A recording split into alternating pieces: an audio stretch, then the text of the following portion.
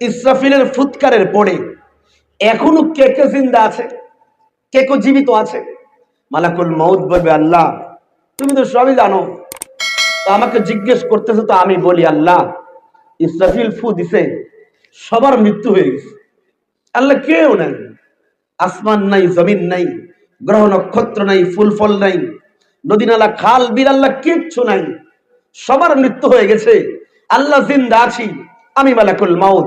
আল্লাহ জিন্দা আছে, জিবরিল ফেরেশতা। আল্লাহ জিন্দা আছে, মিকাইল ফেরেশতা। আল্লাহ জিন্দা আছে, ইসরাফিল ফেরেশতা। আল্লাহ জিন্দা আছে, আপনার কয়েকজন আরশ বহনকারী ফেরেশতা। এই কয়জন সারা আল্লাহর কেউ নাই। আল্লাহ বলবেন কুল্লু শাইইন হালিকুন, সবার ধ্বংস নেমে আসবে। আল্লাহ মালাকুল মউতকে বলবেন, যাও এবারে জিবরাইলের রূহ কবজ করো, মিকাইলের রূহ কবজ করো। ইসরাফিল আলাইহিস সালাম যার ফুৎকারে সবার মৃত্যু হইছে, আল্লাহ বলবেন ওই ইসরাফিল আলাইহিস সালামের রূহ বের করো। তো মালাকুল মউত যাবে, জিবরাইল আলাইহিস সালামের রূহ কবজ করবে, মিকাইল আলাইহিস সালামের রূহ কবজ করবে, হযরত ইসরাফিল আলাইহিস সালামের রূহ কবজ করবে। এই তিনজনের রূহ কবজ কইরা মালাকুল মউত আবার যাবে আল্লাহর সামনে। আল্লাহ জিজ্ঞেস করবেন, মালাকুল মউত এখন বলো কে জিন্দা আছে?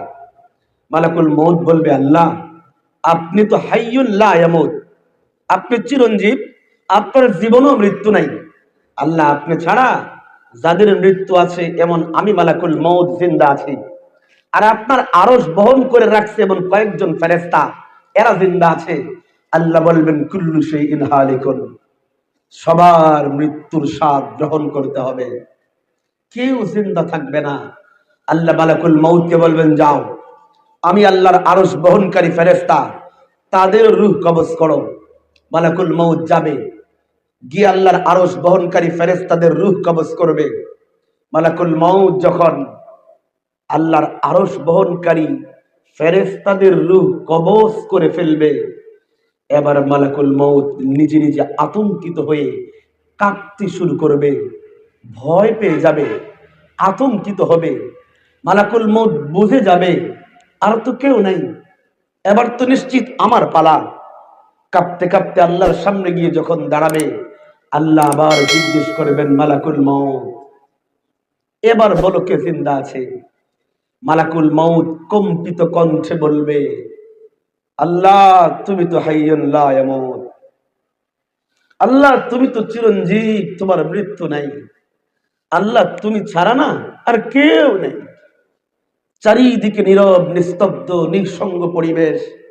আল্লাহ ছোট্ট পোকাও নাই, মাকড়ও নাই, আল্লাহ কিচ্ছু নাই, আসমান জমিন নাই, পাহাড় নাই, নদী নালা খাল বিল বৃক্ষরাজি, আল্লাহ কিছুই নাই। আল্লাহ সবার মৃত্যু হয়ে গেছে, আল্লাহ বেঁচে আছি আমি মালাকুল মউত, আর আপনার তো মৃত্যুই নাই। আল্লাহ বলবেন কুল্লু শাইইন হালিকুন, সবার মৃত্যুর স্বাদ আস্বাদন করতে হবে। আল্লাহ মালাকুল মউতকে বলবেন, যাও সারা জীবন তো কত অগণিত অসংখ্য মানুষের, জিন জাতির কত প্রাণীর রূহ তুমি কবজ করেছ। মালাকুল মউত আজকে তুমি তোমার নিজের রূহ কবজ করো, আজকে নিজেই নিজের রূহটা বের করো। হাদিসে আসছে মালাকুল মউত যাবে জান্নাত এবং জাহান্নামের মাঝখানের জায়গায়, সেই জায়গায় গিয়া নিজের রূহ কবজ করতে শুরু করবে।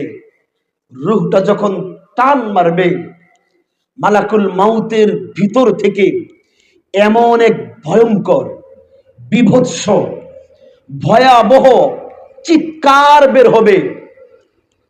এই চিৎকারের আওয়াজ যদি পুরা দুনিয়াতে কোনো কীট পতঙ্গ জিন্দা থাকতো, মানুষ জিন জাতি কোনো ফেরেশতাও জীবিত থাকতো, মালাকুল মউতের চিৎকার এমন ভয়াবহ এমন ভয়ঙ্কর হবে, ওই চিৎকারের আওয়াজে গোটা দুনিয়ার সমস্ত মাখলুক মারা যাইত।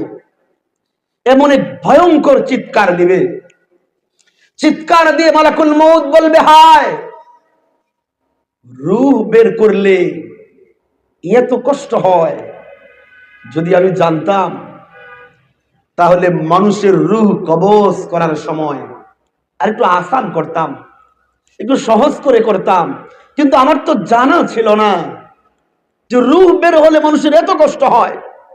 এক রিওয়ায়াতে আসছে, যখন মানুষের রূহ বের করা হয়, একটা জীবন্ত মানুষের চামড়া জীবন্ত অবস্থায় ছিললে তার যেমন কষ্ট হয়, মানুষের শরীর থেকে রূহ বের করলে এর চেয়ে আরো 1000 গুণ বেশি কষ্ট হয়। মালাকুল মউত ইন্তেকাল করে যাবে, এবার কেউ নেই।